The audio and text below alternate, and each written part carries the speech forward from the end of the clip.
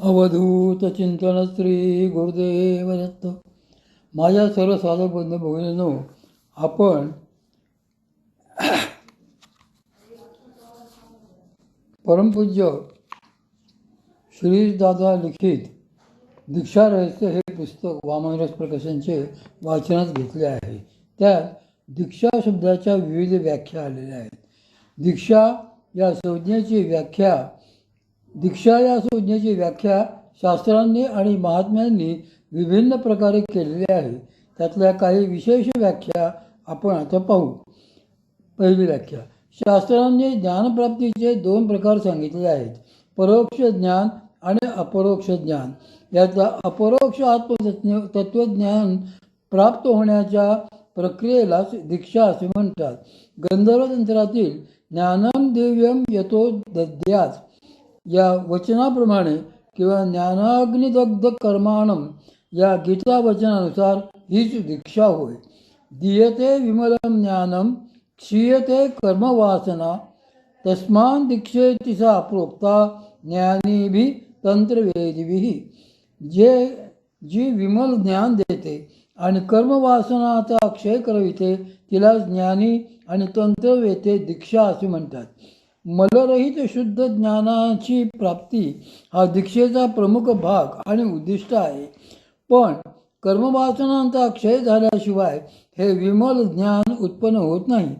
सद्गुरु कृपेने जागृत झालेली शक्ती म्हणूनच वासनाक्षय वासना शुद्धी आधी करते.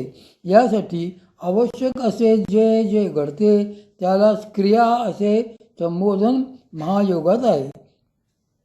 काही तंत्रग्रंथांमध्ये पापक्षय किंवा वासनाक्षयाबरोबरच शिवत्व योजना हेही दीक्षेचे एक प्रयोजन सांगितलेले आहे. शिवत्व योजना याचाच अर्थ शिष्याच्या अंतःकरणात सद्गुरु तत्वाचा पूर्ण प्रकाश होणे. शिवत्व प्राप्तीकरता पौरुष अज्ञान तसेच बौद्धिक अज्ञानातून मुक्त व्हावे लागते. बौद्धिक अज्ञानाचा क्षय साधनेने होतो. पौरुष अज्ञान प्रारब्धाबरोबर सरते. प्रारब्ध संपल्याबरोबर जेव्हा स्थूल देह देखील पडतो तेव्हाच अज्ञान पूर्णतः नाहीसे होते. हेच दीक्षेचे प्रयोजन आहे. 5. भक्तिशास्त्रानुसार श्री भगवंतांना जीवाची करुणा येऊन त्यांच्या उद्धाराची इच्छा उत्पन्न होणे आणि त्याप्रमाणे भक्तियुक्त ज्ञान व क्रियाशक्ती जीवाला प्राप्त होणे यालाच दीक्षा असे म्हटले आहे. 6. तंत्रशास्त्रानुसार दीक्षा ही बीज म्हणजे भाव किंवा सत्ता, शक्ती, ज्योती आणि नाद यांची एक प्रकारे एकत्र समष्टी आहे. दीक्षेने जीवाच्या ठिकाणी या सगळ्यांचा प्रकाश क्रमाक्रमाने होतो. 7. आपण बघितले आहेच की भगवान प्रदत्त ज्ञानबीज किंवा प्रणव बीज दीक्षा जीवाला मनुष्य जन्माच्या वेळी होते. मात्र जन्म झाल्यानंतरही ते बीज सुप्त राहते. ते बीज मुक्त किंवा जागृत होण्यासाठी जी कृपाशक्ती संक्रमणाची प्रक्रिया योजली जाते तीच दीक्षा होय. 8. शिष्याच्या ठिकाणी असणाऱ्या वृत्ती जोपर्यंत बहिर्मुख आहेत तोपर्यंत प्रपंच आहे. श्रीगुरूंच्या स्थिरचित्ताच्या अवलंबनाने किंवा कृपाशक्तीच्या योगाने याच वृत्ती अंतर्मुख होऊन शक्तिस्वरूपात लीन होतात व ती शक्ती ही शिवाशी सामरस्य पावते. यालाच दीक्षा असे म्हटलेले आहे. दीक्षा म्हणजे श्री गुरु शिष्यांचा आध्यात्मिक विवाह होय असे काही तंत्रांनी सांगितले आहे. या विवाहानंतर शिष्याच्या बुद्धिरूपी उदरात श्री गुरुद्वारे प्रेषित शक्तिवीर्याने ज्ञानगर्भाची स्थापना होते. 10.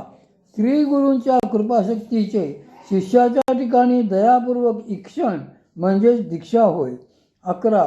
दीयते ज्ञान सद्भावम क्षीयते पशुवासना दानक्षपण संयुक्ता दीक्षा तेनेह कीर्तिता.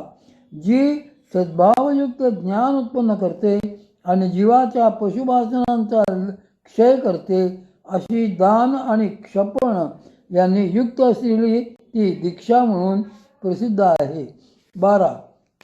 दीक्षा म्हणजे आत्मसंस्कार. जीवाचे त्रिविध मळ घालवते ती दीक्षा. शास्त्रांनी हे मळ, आर्णव, माईक आणि कार्म्य असे त्रिविध सांगितले आहेत. जीवाच्या पूर्णत्वामध्ये या मलांनीच बाधा आणलेली असते. हे मल निवृत्त झाले की पूर्णत्वाची प्राप्ती जीवाला होत असते. मायेच्या संयोगाने पूर्ण असूनही आत्म्याने स्वतःला अपूर्ण समजणे हाच आर्णव मल होय.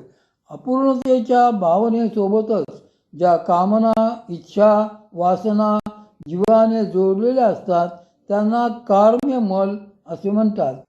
कला, विद्या, राग, काल, नियती व त्यांची समष्टीभूता माया, कारण सूक्ष्म व स्थूल देव या सर्व देहांचे आश्रयभूत विचित्र भुवन आणि नाना प्रकारचे योग्य पदार्थ, भोग्य पदार्थ या सगळ्यांच्या अनुभूतीलाच माईक मल असे म्हणतात.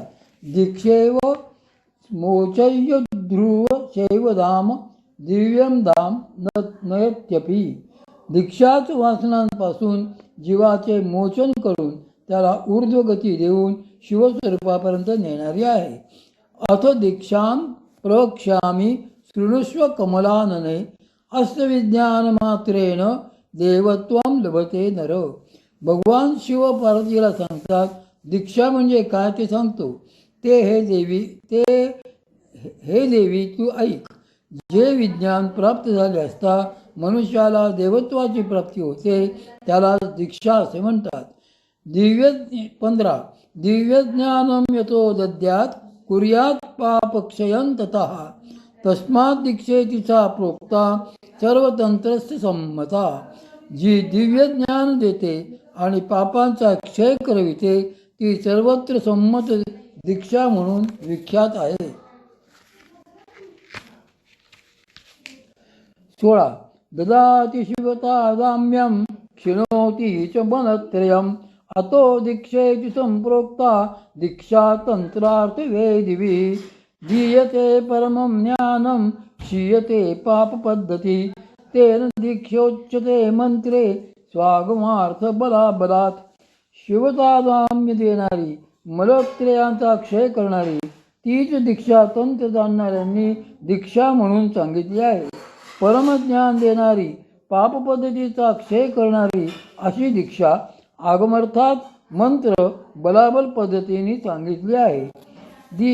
17 दीयते ज्ञानमर्त्यर्थ क्षीयते पाशबंधनम अतो दीक्षेति देवीशी कथिता तत्वचिंतकैः मनसा कर्मणा वाचा यत्पापं समुपार्जितं तेषां निश्चयकरणी परमज्ञानदायिनी. तस्मात् दीक्षेति लोकेऽस्मिन् गीयते शास्त्रवैदकैः विज्ञानप्रदासैव द्वितीया लयकारिणी तृतीया मुक्तिदा चैव तस्मात् दीक्षेति ध्रियते. हे देवस्वामिनी, जी परमार्थाचे ज्ञान देते व सर्व संसार पाश बंधनांचा समूळ क्षय करते तिलाच तत्वचिंतक दीक्षा असे म्हणतात. मन, कर्म, वाचेने जे पाप निर्माण केलेले आहे त्याला निश्चेष करणारी आणि परमज्ञान देणारी असल्यामुळेच या जगात शास्त्र जाणणारे तिला दीक्षा असे म्हणतात. तसेच विज्ञानाचे फल देऊन प्रपंच व वृत्तींचा लय करणारी व मुक्तिप्रत नेणारी असल्यामुळे तिला दीक्षा असे नामाविधान आहे. 18 शक्तिपातानुसारेण शिष्योनुग्रहमर्हति यत्र शक्तिनं पतति तत्र सिद्धेर्न जायते. जीवाच्या पात्रतेनुसार त्याला शक्तिपातयुक्त अनुग्रह केला जातो हीच दीक्षा होय. जेथे शक्तिपात होत नाही तेथे परमसिद्धी, आत्मसिद्धी उत्पन्नच होणार नाही. 19 सद्गुरू श्री संत ज्ञानेश्वर महाराजांनी श्री ज्ञानेश्वरीच्या 18व्या अध्यायात दीक्षेची सुंदर व्याख्या केलेली आहे.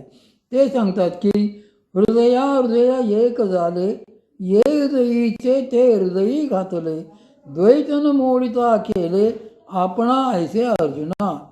ज्या परमात्मस्वरूप प्राप्तीच्या प्रक्रियेत श्री गुरूंच्या हृदयातून ज्ञान व क्रियाशक्तीचे संक्रमण शिष्य हृदयात होते आणि देहाचे द्वैत शिल्लक असतानाही अद्वैताची अनुभूती येते, तिलाच दीक्षा असे म्हणतात. श्री ज्ञानेश्वरीच्या 6व्या अध्यायात आणखी एक सुंदर व्याख्या माऊलींनी सहजपणे केलेली आहे. पिंडे पिंडाचा ग्रास, तो हा नाद संकेतीचा दंश, परिधावून गेला उद्देश श्री महाविष्णू. पिंडे म्हणजे पाच भौतिक देहात, पिंडाचा म्हणजे वासना देहाचा, पिंडाने म्हणजे भगवती शक्तीने ग्रास करण्याची म्हणजे वेध करण्याची जी पद्धती आहे, तीच नाथ संप्रदायाचे गुप्त मर्म असलेली शांभवी विद्येची दीक्षा पद्धती आहे. श्री माऊलींनी याच दीक्षा पद्धतीला 8व्या अध्यायात अधियज्ञ म्हणूनही संबोधित केलेले आहे. ते म्हणतात की आता येची शरीरग्रामी, जो शरीर भावादे उपशमी, तो अधियज्ञ एथगामी पंडू कुमारा. याच शरीरात सद्गुरु शक्तीच्या सहाय्याने शरीरभावांचा उपशम करण्याची पद्धती म्हणजेच अधियज्ञ हीच दीक्षा होय. 20. दीक्षेसंबंधी संतमताची व्याख्या खालीलप्रमाणे आहे.